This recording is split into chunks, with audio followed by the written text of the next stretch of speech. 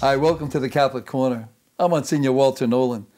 I'm on location here at the beautiful home of Bishop Smith in Trenton, New Jersey.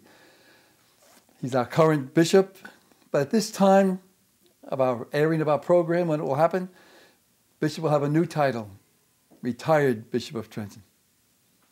I don't know how I feel about that. Well, the official title, Monsignor, is really Bishop Emeritus.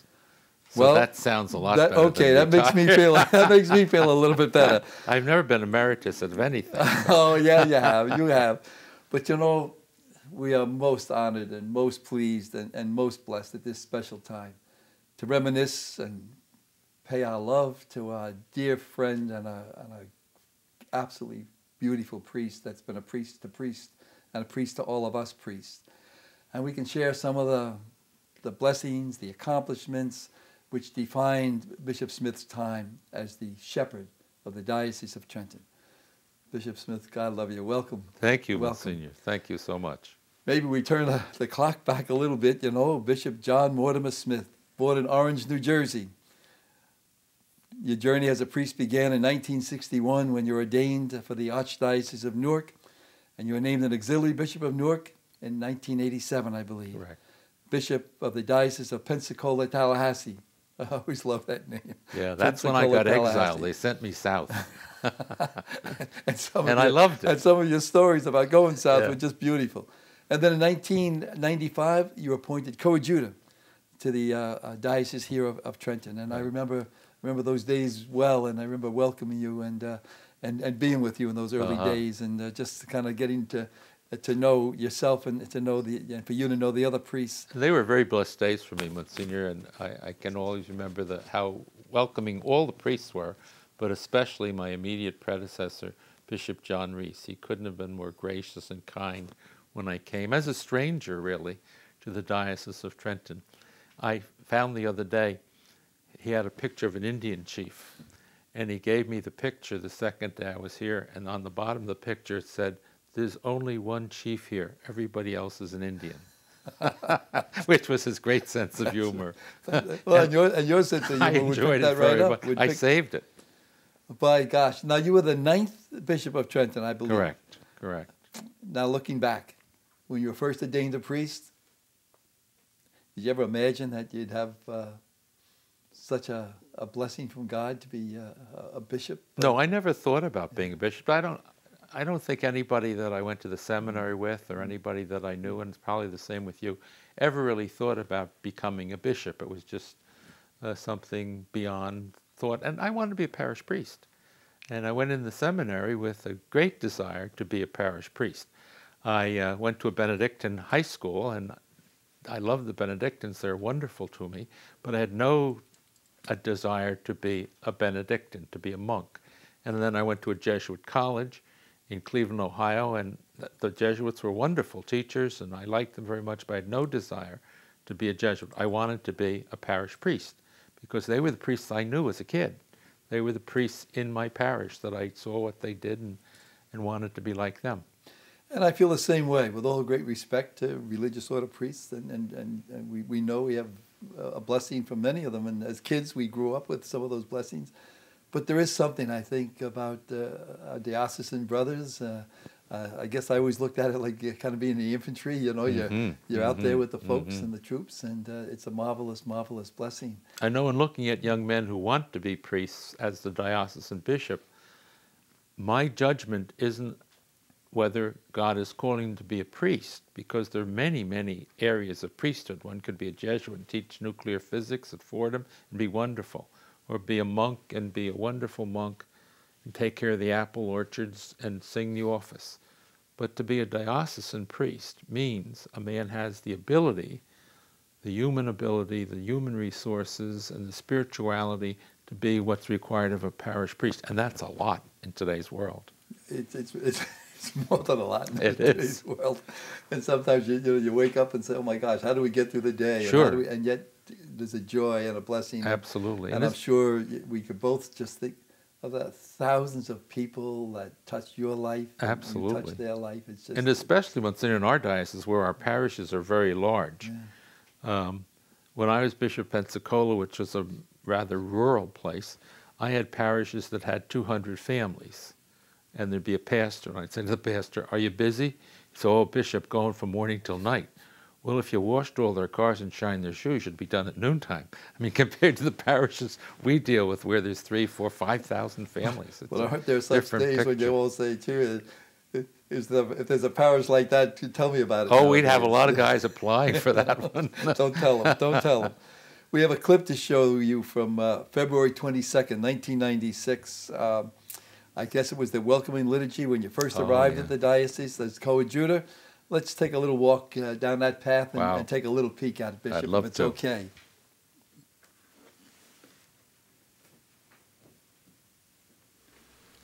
The second reading from the first letter of Peter, chapter 5, expresses beautifully, Bishop Reese, my desire to be a true witness of Christ, to share and reveal his glory, and shepherd the flock of God which he has given me, so that one day when the chief shepherd arrives, I may humbly receive the glorious crown given to those who have truly served Jesus Christ the Lord. Bishop Reese, if you may permit me, I must take a moment, however, to relay a story that might cause you some concern should you hear it from some of the folks who are with us here today from the Diocese of Pensacola, Tallahassee. Like Washington, I cannot tell a lie.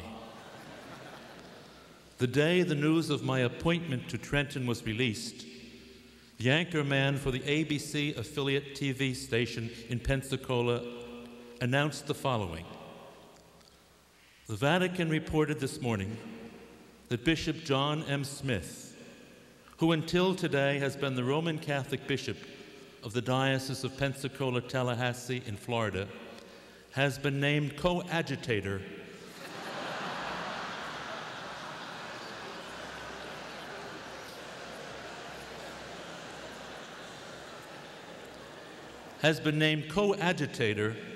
of the Diocese of Trenton in New Jersey.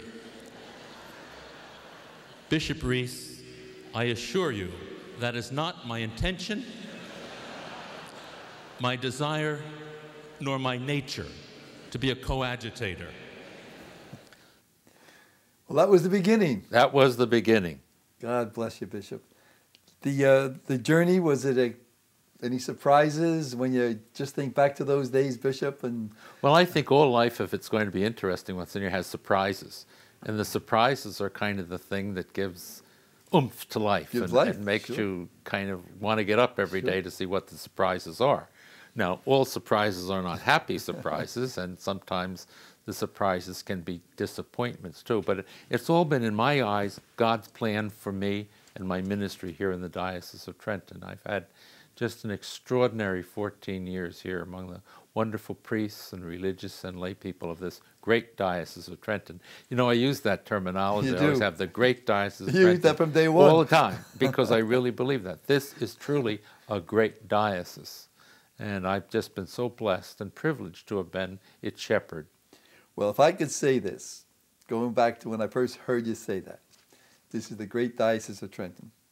You've made it a lot greater, Bishop. Oh, thank you. Thank you. You really, really have. There's a friendliness and a blessing not only amongst us priests, but I think the parishes and the diocese. There's a warmth, and that's a great, great gift of God's love and blessing. You know, Monsignor, one of the things I experience as I go from parish to parish, we now have 110 parishes, and I've been to all of them on numerous occasions. I really can feel the love of the people of God in this diocese for me as their shepherd. Not for me as the person, but for me as the successor of the apostles. And they just radiate that warmth, that love, that acceptance, and just makes you feel so happy to be a Catholic and to be part of that. But I also think it's the love for you too. Well, you know, we're people of the Spirit, and the Spirit's always been a blessing.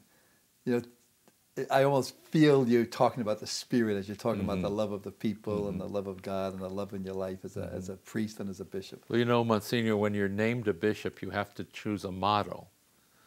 And it can be any kind of motto. Usually you look in the scriptures. And when I was named a bishop in Newark, I looked through the scriptures, and it was on the 100th Psalm, and there was a line there that said, "Serve the Lord with gladness." I thought, that's perfect. That's going to be my motto. Serve the Lord with gladness. And I've always tried to do that. And it really hasn't been hard here in the Diocese of Trenton to really serve the Lord with a lot of gladness. And with all of your stories, it's always been. I don't know if I ever heard one of your talks or homilies that there wasn't, an expression of genuine joy. But coming. I think that's part of being an Irish American. We have the Shanahy in our DNA, the storyteller, and you can't help yourself. So It doesn't hurt. It certainly doesn't hurt. As Bishop of Trenton, you embraced an age, I guess, a technological age that we've never had before. And, I've witnessed it myself with your leadership. The communications have grown in the diocese. A program like we have today, a beautiful youth program, the monitor has increased, websites are going on. How did you spearhead all of that? Or how did you get that all going? Well, I'm a dinosaur in terms of technology because of my age, and I don't have the technical expertise, but there's an awful lot of wonderfully talented people in this diocese who want to do the work of Christ through the gifts that he has given them. And technology is certainly a gift. And we have just such talented people working for the diocese professionally, volunteers in our diocese. And nothing makes me happier than to see the video. When I was a kid growing up in Orange, I used to love to go to the movies on Saturday afternoon. It cost 10 cents.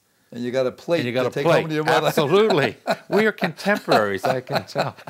But I still love the things you can see. And some of our programs are just extraordinary. And it amazes me the talented young people like Real Faith TV, the talent those young people have to speak and to express their faith and to love the Lord and to approach other young people in the same way. It's just marvelous. And I know last year, I think you instituted a film festival with some of the young people, which was just terrific. And we did. And to see our Hispanic brothers and sisters doing their, sharing and blessedness through all of that, that is just terrific. You've recognized the need in the church also to reach out to people exactly where they are. That requires technology. What's the importance that you still feel? Is it going to grow even more? Oh, I think it will grow. I mean, young people today, they're texting. It's just a different world than you and I grew up in. I can remember when we had a tin can and a string to the neighbor across the street, and we used to talk into the tin can. Kids would not even believe there was such a primitive world. But, And the radio with the little crystal? The radio with the crystal. And then I remember television. The first television that we got was black and white, 10-inch, and all the neighbors would come in to watch the wrestling. Sure. But boy, things have certainly progressed. And it's marvelous. And who knows where? I mean, I even think preaching and I'm dying, believe it or not, to do a little PowerPoint preaching, right. It'll come. PowerPoint is such a tremendous opportunity to teach in a way that's visible to people, that they don't have to hear your oratory, but they can. And the young generation does have that capacity to use their eyes and ears and all at the same time. I noticed, Monsignor, and you have much more contact with young people because you have a school. But the young people, to me, are so articulate, and they're so funny, and they're so direct, and they're just wonderful, and they don't seem to be afraid of adults we were. I was at a function a couple of weeks ago, and I sat down. I had this outfit on, and a little kid sat next to me. He was probably 5th grade, and he says to me, "Hey, dude, what's your name?" I don't think we would have done that. No. And your mother wouldn't have. Oh! You wouldn't be a bishop today. No, but they're just very, open and outgoing and wonderful. In fact, I've often said that, not that we go out and eat a lot, but when you do, the young waitress and waiters or college, I mean, they are so mature. They talk to you. Right, and, right. Like you said, so we never talk to anybody. No. Golly. And now I understand there's a rumor that you have an iPhone, or you. I do. I've had it for 2 weeks, and I'm beginning to learn how to use it. It's terrific. Because I've considered myself a technological dinosaur. And somebody sent me a cartoon a few weeks ago, Monsignor, and it said, "Why did the dinosaurs become extinct?" And the next line says, "One senior moment." You open it up, it's a picture of two dinosaurs on the beach, and Noah and the ark halfway out in the ocean, and one says to the other, "Oh, it was yesterday we were supposed to be here." So I don't want to be the yesterday guy. You never will be. You never will be. You know, I just reminiscing a little bit, so many of the areas and the ministries that just seem to blossom, you know, with yourself. The lay ecclesial ministry. I mean, we were young priests. I don't know if we would even have the vision that we'd have so many lay people doing so many beautiful things. Well, that, I think, Monsignor, has barely been the gift of the Second Vatican Council. The realization of energy within all the baptized. The idea that if you're baptized, you're called to some kind of ministry. You're called to be building the church. When we were kids, the church was pretty much father in the rectory and the sisters in the school, and the lay people pretty much just came to Mass. They did a lot of good things.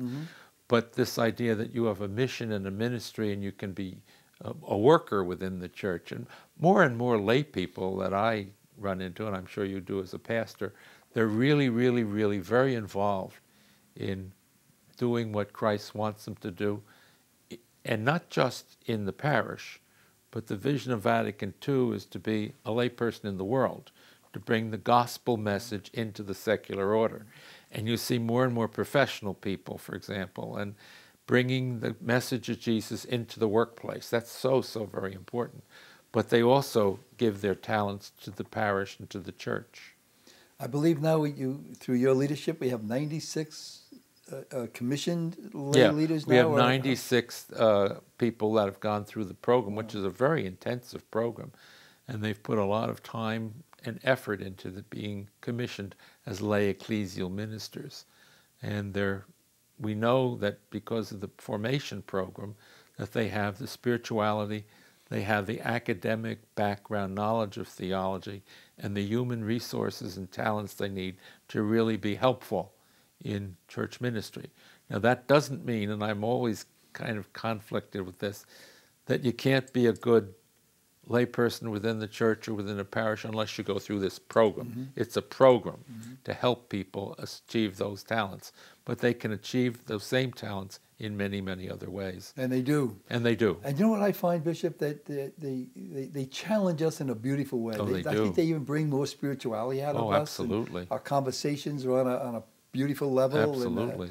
And I mean, even preparing homilies, sometimes you can sit down and talk to them, and they really have some great insights into how we all can grow together as a people of God. I always feel when I'm in a parish at Mass and I look out at the many, many hundreds of faces, the amount of holiness in that community, of people that have really suffered losses of loved ones through death, disappointment sometimes with their own children, all kinds of worries, and yet they come to church.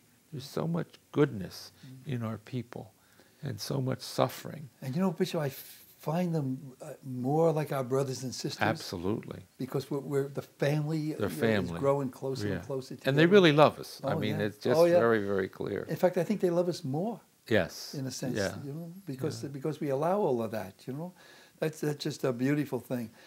One of your priest brothers, just looking back and seeing how the demographics have changed in our diocese, and all the work you had to do with some schools and parishes, and boy, that had to be painful. It was painful, and you're absolutely correct. What's happened is the demographics have changed. Many of our people no longer live in the urban centers, but have moved into the more suburban places or into different counties. And so it's a demographic change. But when people move, you've got to move the church too, because if there's many thousands on Sunday morning, you need a place for the many thousands, even though the places that were well established in the cities don't have that same population. Like the city of Trenton is a good example of where the Catholic people in Trenton have been reduced in the last 20, 30 years because people are moving out more and more into the more suburban areas, especially in like Burlington County, which was pretty much farms. It's now a huge county. Sure. And Ocean County, when we were kids, was the place you went to go on the merry-go-round and go swimming for Sneak a in couple the of ocean. days, and that was it. But now it's people, full-time people. And I've noticed, Monsignor, because I came from the Archdiocese of Newark, many people that I knew in the North Jersey area now live in Ocean County or Monmouth County. So, And that's their home. and that's their home. You know, one of your heart's desires has always been education in schools. And that's always another difficult area. But you established a commitment to excellence for our schools. How do you see that as being one of your great achievements in a way? Well, I really believe we have an opportunity and a responsibility. If we're going to have schools, that these schools are schools of excellence, because these young people are preparing themselves for life in the real world. And so we have to be sure that they're getting the very best education that we can possibly provide for them, as well as getting the values of Catholicism, which is the reason why we have the schools. That in a Catholic school, a teacher is able to integrate the truth of our faith with the truth of life, and doing that all together in one package. And I'm a Catholic school graduate myself, and I think you are too. Yeah, I am. And it's really, I consider one of the great gifts in my life that I had the Catholic education. And I'd like to see every kid in our diocese have the opportunity for going to a Catholic school. But we also have tremendous numbers of people who, for one reason or another, many are very understandable reasons, their youngsters cannot go to a parochial school. So we have to provide for their religious education. Mm-hmm. And it kind of boggles my mind sometimes when I go to a parish and I'm talking to one of the priests or one of the lay ministers, or the director of religious education. They say, we have 2,000 kids in religious education program. Sure. Wow. Sure. You know, to have 2,000 youngsters in a religious education program and finding the teachers who are volunteers to do that, that's really a major thing. And it's also, I think, a wonderful gift of your leadership that allows them to come together under the leadership of, the religious ed coordinator or the religious ed director, which is I know you plan a lot, and you have a great staff to plan and a great center down there. The Led in the Spirit was a process that you put into place so that the planning would continue, and with Bishop David O'Connell going to be taking, no one takes your place, but the next Bishop of Trenton. Is that a gift to him in a way? Bishop? Well, I think it's a gift to him. It's certainly been a gift to the whole diocese. We've been about 3.5, 4 years in this process and trying to get to the people at the grassroots level and listen to them and have them come up with what they think the church should be. And they really came out with a beautiful, beautiful document, which I'm very proud of the fact, Monsignor, that document we produced 2 years ago, I think, or a year and a half ago, is now kind of a model for other dioceses. I've received many letters from other bishops in other parts of the country thanking us for this document, saying it's going to help them in their planning process. So it's a plan. It's not accomplished yet, but I know parishes are working on various aspects of that plan to bring it into reality. Just being a parish pastor, I can see that plan as a real tool for us, and a blessing. And it's even I even enjoy going to our parish council meetings and seeing how the plan unfolds. It's just wonderful. Now that you're going to, in quotes, retire, I don't even know if I like that word. Any plans? Oh, sure. I mean, when I'm the bishop of the Diocese of Trenton until the Holy See tells me that the Pope has accepted my resignation, and he's already sent us wonderful Bishop David O'Connell. And then one of these days, David will be the bishop, and I'll be the emeritus bishop or the retired bishop. But I plan to live in the Diocese of Trenton. This is my home. This is where my heart is. This is where my love is. And to be available in different ways in the diocese for different functions. So you know the expression the Irish used to say, you can't get rid of a bad penny? Well, I don't think I'm a bad penny, but I look forward to being part of this diocese and enjoying the wonderful things that have happened here and will continue to happen. Bishop, I would say this to the whole world. You've been a wonderful, wonderful bishop for us and a wonderful friend. And Well, thank you, Monsignor. you know that. I mean, that's, and I hope the whole world understands that in our diocese, that you've been a blessing. How about somewhat quickly, what are your accomplishments that you're so proud of, and maybe one of the most difficult times that you really struggled through? Well, one of the things I'm very happy about is what I've seen in terms of liturgical development in these years, that liturgies in parishes have really improved. The music liturgy, the ministerial liturgies, the homilies. And as I've gone around the diocese, I see that the liturgy is much more participatory maybe than it had been in the past. That's nobody's fault in the past, but that makes me very happy, because if liturgy is not prayerful, if it's not participatory, if it's not attractive, we can lose a lot of people, because you know as well as I do that there are other religions that have very good music, better preachers than we may be, and sometimes people get discouraged and they'll look for life outside of the Catholic community, and they lose so much. They lose the liturgy, they use the Eucharist, and they lose being on a day-to-day basis as part of the true Church of Jesus Christ, which we believe is the Roman Catholic Church. So liturgy has been one of the things I've been proud of. That's been one of the difficult times for you when you look back. Well, I think the sex abuse crisis has probably been the most painful. I know, and you know, that that's been a stain on the church, and you can't make excuses for it. I sometimes would get annoyed when issues about priests would become headlines and issues about other people would be buried someplace. But it shouldn't happen in the priesthood. And we have much, especially to the victims. When you and I have had talked to victims, it breaks your heart that men who had given themselves to bring people to Christ made these mistakes. But we suffer through the pain and we suffer through the blessings. And Bishop, That's right. Thank you. One little last word of advice to Bishop O'Connell. What would you say to him very quickly? I would say, David, you are so fortunate to be here in the Diocese of Trenton, and I know you will love the priests, be their friend, their boss, their father, and their brother priest. As you have been. Well, I hope so. Bishop, honest to God, you're a friend, you're a blessing. I just hope you realize just how great a man Bishop Smith has been to all of us. Keep him in your prayers. He'll be with us. He'll be a friend to us. He'll keep his joy and his smiles coming. And we thank Bishop very, very much with all of our hearts and all of our love. Thank you so much, you. Monsignor, Bless for you. all you've been to me personally and to the diocese. Bless you. Bless you, everyone. Keep us in your prayers. Thank you.